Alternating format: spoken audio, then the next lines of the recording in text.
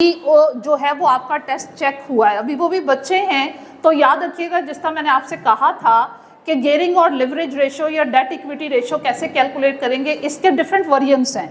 कभी तो वो डेट ओवर इक्विटी रेशो आप अपनी बुक में ही देख लीजिएगा, उसने सारे वेरिएंट्स दिए हैं।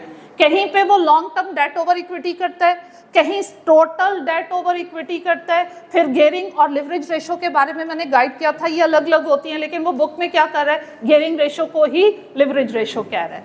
फिर हमने जब एसेट्स टर्नओवर की बात की थी क्लास में, ये पॉइंट डिस्कस हुआ था कि सेल्स ओवर एसेट्स, अब वो नहीं बताता कौन से एसेट्स, टोटल एसेट को बेस बनाओ तब भी आंसर रॉन्ग नहीं होना चाहिए।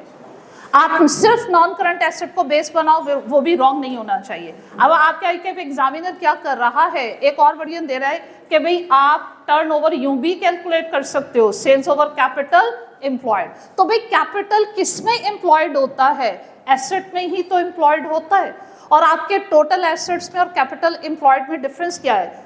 मैंने कैपिटल एम्प्लॉयड आपको फाइनेंसिंग के पॉइंट ऑफ व्यू से भी कैलकुलेट करवाया हुआ है और इन्वेस्टमेंट के पॉइंट ऑफ व्यू से भी, याद करें, मैंने कैलकुलेट करवाया हुआ है। फाइनेंसिंग के पॉइंट ऑफ व्यू से कैसे कैलकुलेट करते हैं? फाइनेंसिंग के पॉइंट ऑफ व्यू से non current liability plus equity, और बेटे एसेट्स के पॉइंट ऑफ व्यू से total assets minus current liabilities. तो सिर्फ करंट लायबिलिटी का डिफरेंस है।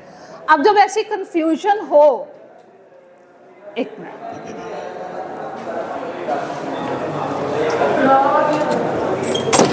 तो बेटे जब ऐसी कंफ्यूजन हो तो आप कोशिश कीजिएगा उसके दोनों वेरिएंट्स कैलकुलेट कर दें।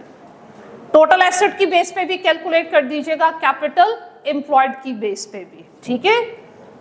तो अक्सर बेटा ऑनवर्ड ये गलत रॉन्ग नहीं किया जा सकता। अच्छा, दूसरी मिस्टेक जो मैम आपको बता रही हैं, ये क्लास में प्रेजेंट थी लेकिन इन्होंने टेस्ट नहीं मुझे दिया। इन तमाम बच्चों ने नहीं, सिर्फ ये वाली जो है ना, मतलब इन्होंने पेपर दिया है लेकिन मुझे नहीं।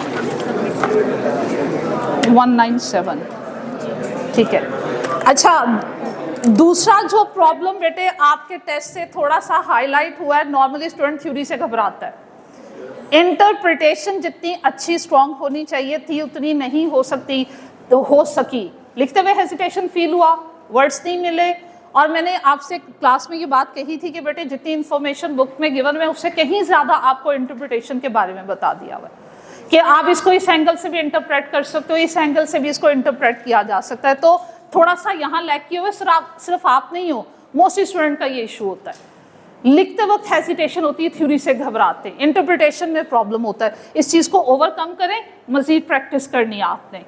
अच्छा भाई, अब ये बच्चा जिनका CRN नंबर है 197293, संदलीन, बेटे where is your test? Submit करवाया था, किसको करवाया था बेटे? क्लास में दे दिया था। चलें, आप आफ्टर लेक्चर मैम अक्सर से निगोशिएट कर लीजिएगा, बात कर लीजिएगा, लेकिन आपका टेस्ट नहीं मिला। चलें भाई, अब आते हैं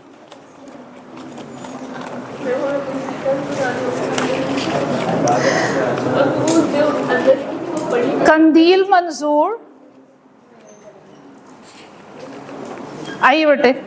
अच्छा ये दें बेटे, ज्यादा इंप्रूव करना है। अब्दुल राफे, बहुत अच्छा, गुड, इम्प्रूव्ड है। फिर उसके बाद है सोहा, सनाउल्ला, सोहा एब्सेंट।